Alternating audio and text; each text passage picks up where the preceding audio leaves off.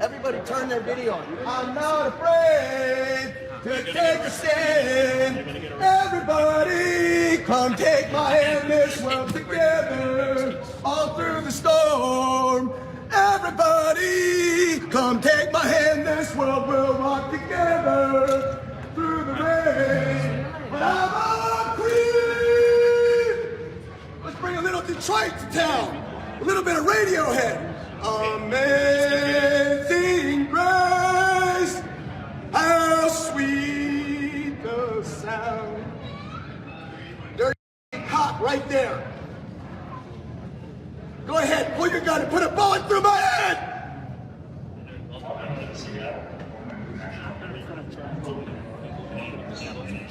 I'm not afraid to take a stand. Why did you guys have body cams? Call King County DEA, the head chief. He's the one that's going to track all those sexual girls that were trafficked right there on that plane that are going to club. You want me to name the club? Deja Vu? Everybody, there's girls from that plane going to Club Deja Vu to dance that are being trafficked from around the world. Hashtag taken. I'm not afraid to take a stand.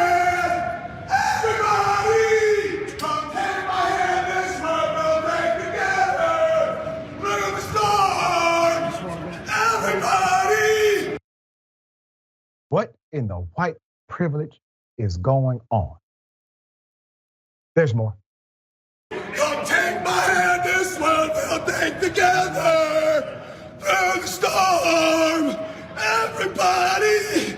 Come take my hand, this world will take together through the storm. And I can't stop living this way. I'm coming out of my cage. You want a little Detroit here? It's over south of New England. Okay. But yeah, I'm flying to be south. Appreciate you guys. The real hero, the guy who gave him dap at the end of that and walked off with. Okay, listen, whatever he's going through, obviously, he needed to get that off his chest. I'm going to highlight something else. The police were there. He defied multiple lawful commands to leave. He was told at the beginning, you will be arrested. He was not, proving that law enforcement can actually de-escalate or just shut the hell up and let somebody be loud. This is ironic because what we've seen on this show, what we've seen in our reporting and the victims of police misconduct is that when a particular person of a particular hue will have the audacity to simply ask a question that's appropriate, police officers tend to get irate. But in this case, they allowed an irate individual to take over that facility. Now, we'll say this, he wasn't hurting anyone. He didn't attack anybody. He was loud and disruptive, yes. But the police handled it the way, well, I guess, to preserve his life, not give him an arrest record.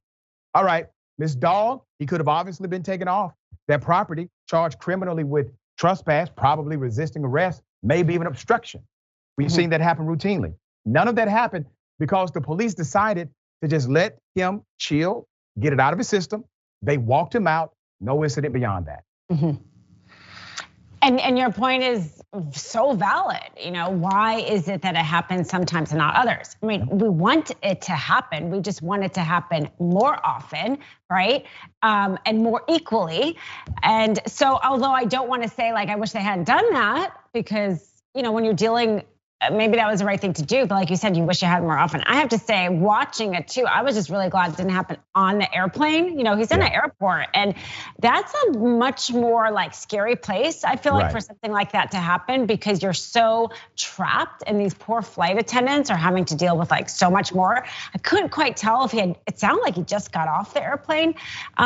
So yeah, I think that I'm glad that you are pointing that out, because they should all take a page from that book. And when you're dealing, like, try to de-escalate it, like you said. Yeah, listen, he broke his own glass. All right, he broke his own glass, okay? All right, we got more. You don't want to mess with a man that'll break his own shades. That's my point, okay?